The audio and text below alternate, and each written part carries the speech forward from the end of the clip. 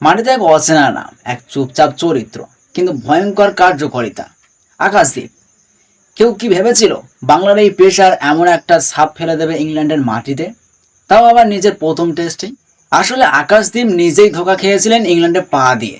ভেবেছিলেন সবুজ গাছে ঢাকা, পেস সহায়ক উইকেট, কিন্তু বাস্তব নিষ্প্রাণ ধীর গতির পাটা উইকেট। হেডিংলেতে বসে হাত দেখা ছাড়া কিছু করার ছিল না তার। অথচ এজবাস্টনের সুযোগ পেয়েই তিনি যেন নিজের অস্তিত্বই জাহির করে দিলেন। দুই ইনিংস মিলিয়ে মোট 10 উইকেট, পুরানো নতুন দুই বলে উইকেট তুলে নেওয়ার ক্ষমতা দেখালেন।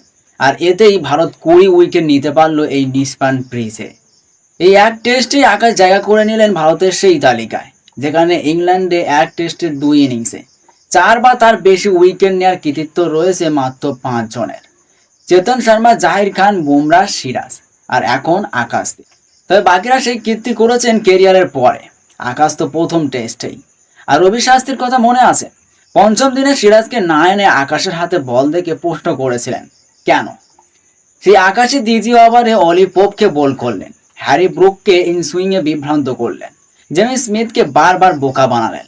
ইংল্যান্ডের দুই প্রাক্তন নাসির হোসেন আর আর্থার টন তো সরাসরি বলেই দিলেন এই টেস্টের সেরা বোলার আকাশদীপ।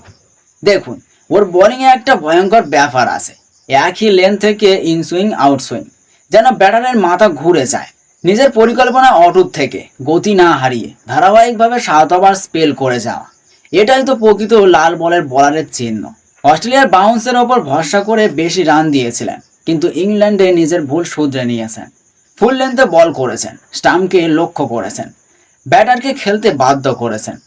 বল বোল্ড হয়েছে, ব্যাট ঘেঁষে বেরিয়েছে, একাধিকবার সুযোগ তৈরি করেছেন। সুমন গিলও যেন জেনে গিয়েছেন যখনই উইকেট চাই বলটা আকাশের হাতেই তুলে দিতে হবে। আকাশ ভারতের বোলিং আক্রমণের এক বিশ্বস্ত মুখ। স্বামীর অনুপস্থিতিতে সিরাজ বুমরার পর 3 নম্বর পেসার হিসেবে হয়তো তিনি এখন এগিয়ে। বাংলার হয়ে রঞ্জিতে নিজেকে প্রমাণ করেছেন বহুবার, তবে জাতীয় দলে এত দ্রুত এমন আধিপত্য কেউ আশা করেনি। জো রুট, ইংল্যান্ডের সবচেয়ে ভরসাযোগ্য ব্যাটার, তাকেও বোল্ড করলেন আকাশ, আর তারপর বুকের ছাতি চেপে ঘুষি মেরে বুঝিয়ে দিলেন আমি এখানে থাকতে এসেছি। এই আত্মবিশ্বাস, এই জেদ, এই ধারাবাহিকতা, সব মিলিয়ে মনে হচ্ছে আকাশদীপ এবার ভারতের লাল বলের দলে স্থায়ী না। শেষে একটাই কথা বলবো, এই আকাশ হয়তো বাংলার মাঠ থেকে উঠে এসেছে, কিন্তু এবার তার আলোয় আলোকিত হচ্ছে গোটা ভারতীয় ক্রিকেট।